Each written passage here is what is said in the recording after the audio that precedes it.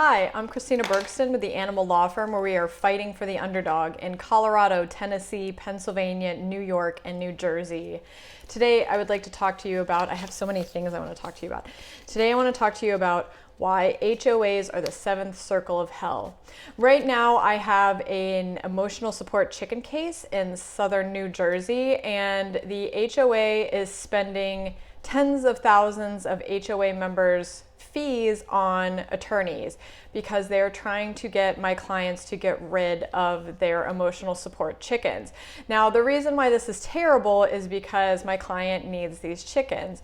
It's also terrible because it's discriminatory. So we are counterclaiming for violations of the Fair Housing Act, amongst some other things. My client needs these chickens. The chickens aren't doing anything ever since the chickens have been present, which my clients are the ones who told the HOA that they had chickens, because they talked to the HOA president saying, hey, we were thinking about getting chickens. Like, what, is that okay? Oh yeah, no problem. Just like make sure your neighbors give their consent. They got their neighbors' consent. And lo and behold, they filed the lawsuit at the end of 22, I want to say. Yeah, definitely at the end of 22. So since they filed it in September, served my clients in November of 2022, and we're still here. We just filed motions for summary judgment, so we're waiting to hear back on that. But basically, HOAs are the worst. The only people who thrive in HOAs are people who hate themselves and love to hate other people and just love rules. If you live in an HOA, I'm sorry. I'm not going to respond to any comments telling me how great HOAs are. Yeah, basically, it's just awful. They're calling her house a backyard barnyard, and her chicken coop is adorable and beautiful.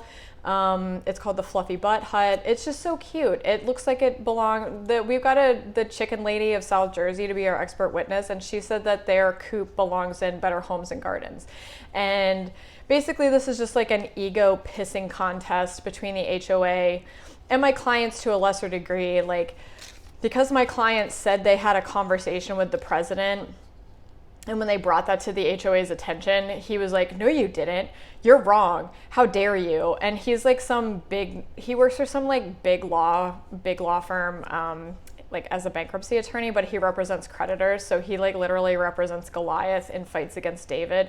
So if that gives you any idea of what his personality is like, he's just a, never mind, I won't say it. Anyway, so don't move into an HOA.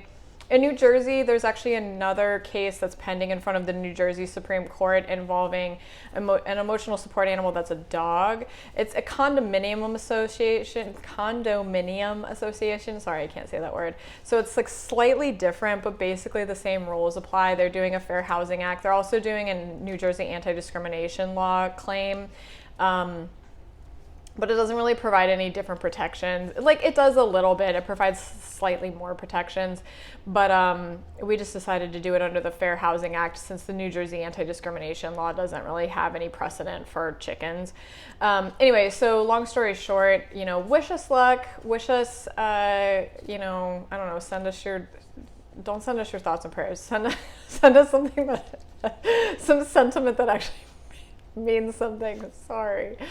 I don't know, just wish us luck. And because this is gonna change the law in New Jersey, and I'm really excited about it. I'm really excited for my clients.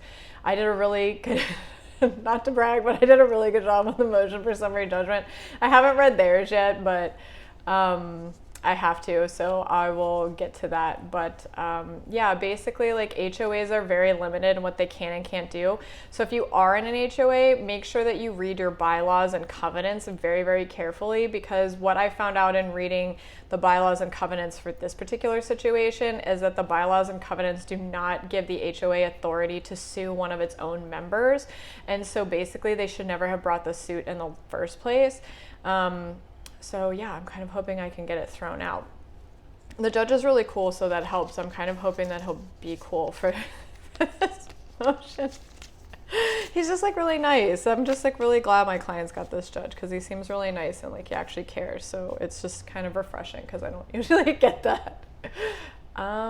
Anyway, yeah, I don't know if you've got any emotional support chickens or emotional support sheep. I've had people call me because they have emotional support sheep and they want to change their zoning laws, and we can do that through a constitutional challenge, but it is a lot harder than if you're in like an an HOA, or an apartment complex, because zoning laws are not governed by the Fair Housing Act or other things, and you cannot have a service sheep.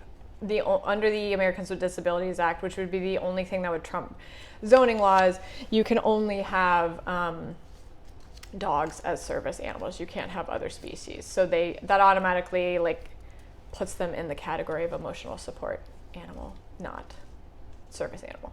That's important. Okay, stay safe out there, underdogs. Until next time.